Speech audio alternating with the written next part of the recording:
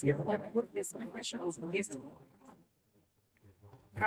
Today, in Nairobi, 30th December 2023, the Center for Multiparty Democracy, CMD Kenya, is deeply committed to advancing the goal of building an inclusive, accountable, and vibrant multi-party democratic Kenyan state and society.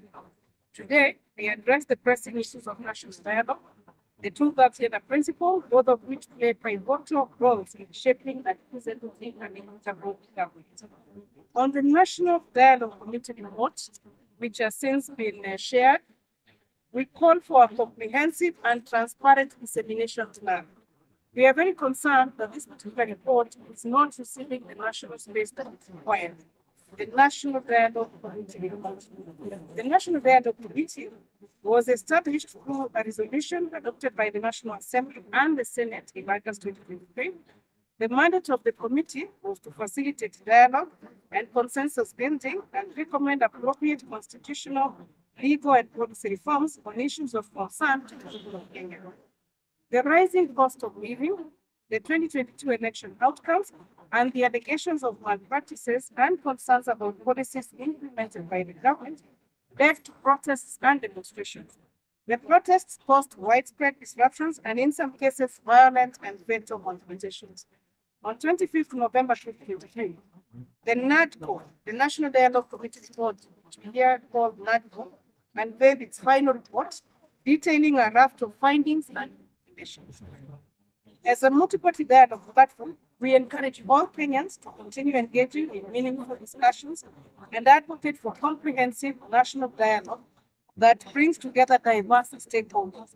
We underscore that it is only through a constructive, respectful, and open dialogue and collaborative efforts that we can collaboratively address and collectively address the root causes of societal issues and work towards sustainable solutions that benefit all Kenyans, such as fostering greater understanding, promoting tolerance, and finding common ground in social, economic, and political challenges.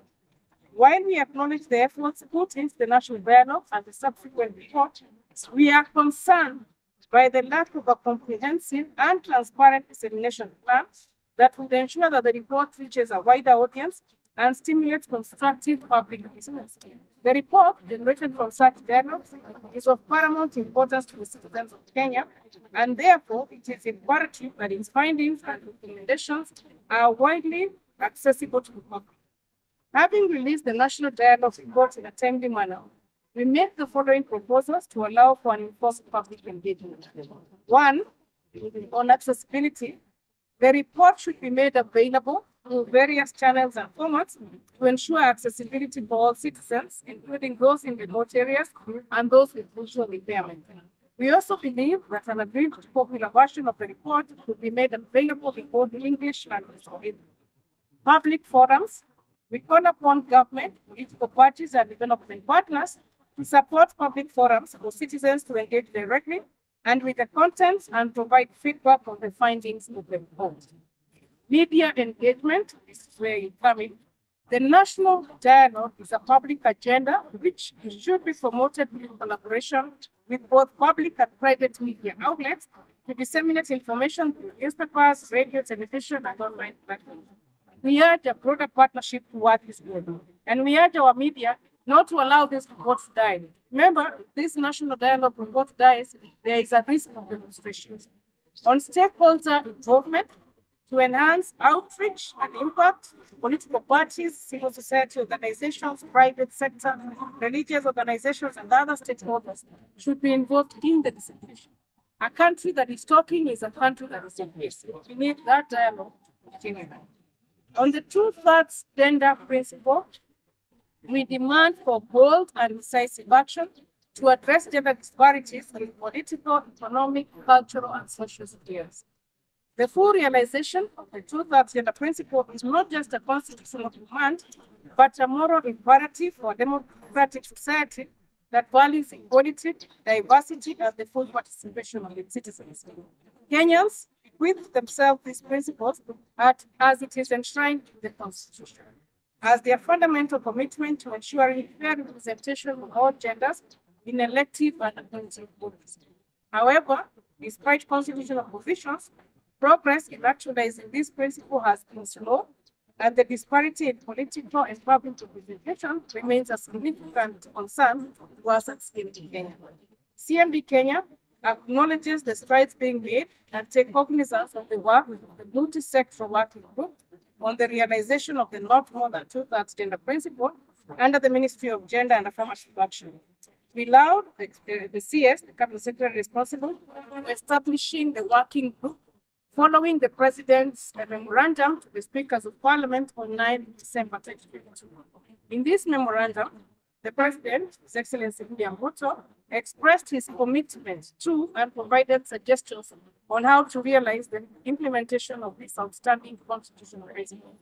However, more concerted efforts are needed to overcome the persistent challenges and fully implement the constitutional provision. We urge the working group, the policymakers and relevant authorities to expedite the implementation of the measures that promote gender balance, including legislative reforms and affirmative action. More specifically, we believe the following steps will expedite implementation of the two-thirds gender principle.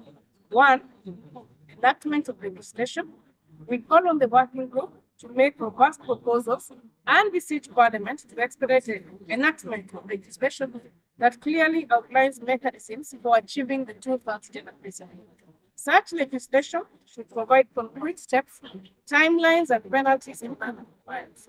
Moreover, we desire for implementation of electoral reforms that facilitate the nomination and election of candidates from underrepresented genders.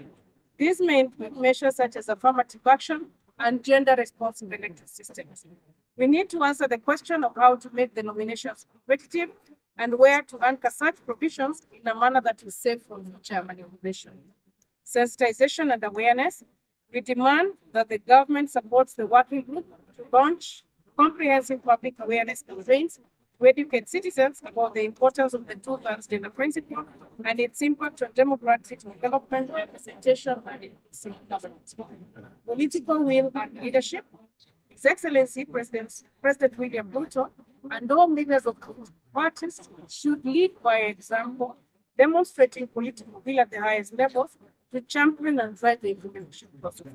Leaders across all political parties should commit to supporting and actively promoting the principle within their respective parties and other spheres of influence.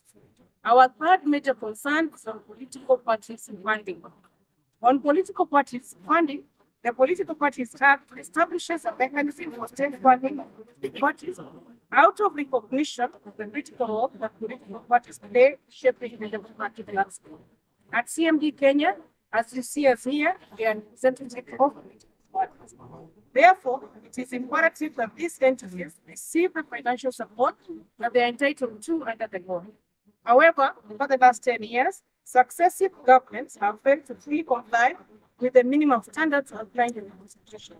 In addition, at CMD Kenya, we are deeply concerned with the systematic reduction of finances earmarked for funding of political parties, in this regard. Call on the National Treasury to ensure transparent and equitable process for the allocation of funds to political parties based on a clear criteria outlined in relevant legislation. This transparency is essential for public scrutiny and accountability and builds public trust in democratic processes. In this regard, we call upon the Office of the Registrar of Political Parties and other relevant regulatory bodies to enforce the provisions of the Political Parties Act diligently. A swift and impartial action should be taken against any party found to be in violation of the law, even as we emphasize that the full and timely funding of political parties is not only a legal obligation, but a fundamental requirement for the sustenance and vibrancy of democracy in Kenya. As a thought leader in democratic governance and a neutral convener of political parties, CMD Kenya will continue to engage in meaningful consultations with political parties and relevant stakeholders to ensure adherence to constitutional standards and criteria for funding of political parties. In conclusion, we note the recent effects of increased rainfall that has left the country and its citizens exposed to displacement, disease, hunger, infrastructure breakdowns, and death. As we empathize with the most affected, we ask the government to put in place and implement policies and systems that help to mitigate adverse effects of climate change.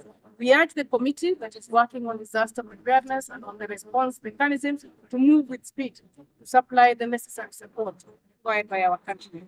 And on behalf of the CMD Kenya board and our members, I take this opportunity to wish all Kenyans and yourselves here happy Merry Christmas and Happy New Year.